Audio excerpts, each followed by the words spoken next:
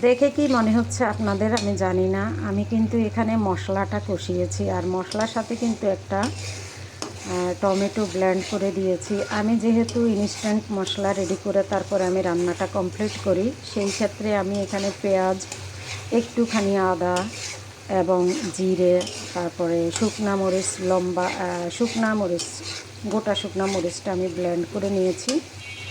আর এখানে রান্না করব হলো, এটা হচ্ছে কড়াইশুঁটি, মটরশুঁটি যেটাকে বলে, মটরশুঁটি দিয়ে দিলাম। আর মটরশুঁটি এখন একটুখানি নেড়ে ছেড়ে আমি যে মাছটা রান্না করব সেটা আপনাদের সাথে এক্ষুনি শেয়ার করতে যাচ্ছি।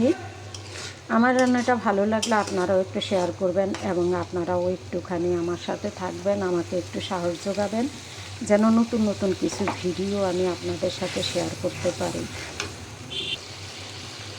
তো দেখতেই পাচ্ছেন মশলাটা কি সুন্দর। আমি খুব ভালোভাবে মশলাটা কষিয়ে নেওয়ার পরে আমি মটরশুঁটিটা দিয়ে দিলাম। আর এখন হচ্ছে কি আমি রান্না করব পাবদা মাছ দিয়ে। আর পাবদা মাছটা ভেজে নিয়েছি, একটু ভালোভাবেই ভেজেছি, কেননা আমার হাজব্যান্ড এইভাবেই মটরশুঁটি দিয়ে পাবদা মাছ দিয়ে খেতে চেয়েছিলেন।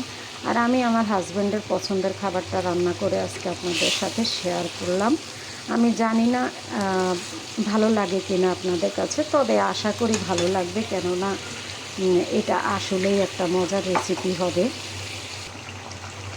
টকবক করে ফুটে উঠলো, পানি দিলাম আর একটুখানি সিদ্ধ হবে। এখন মটরশুঁটিটা সিদ্ধ হয়ে যাবে আর তরকারিটা একদম মাখা মাখা হবে যখন, তখনই আমি চুলাটা থেকে নামিয়ে দিব।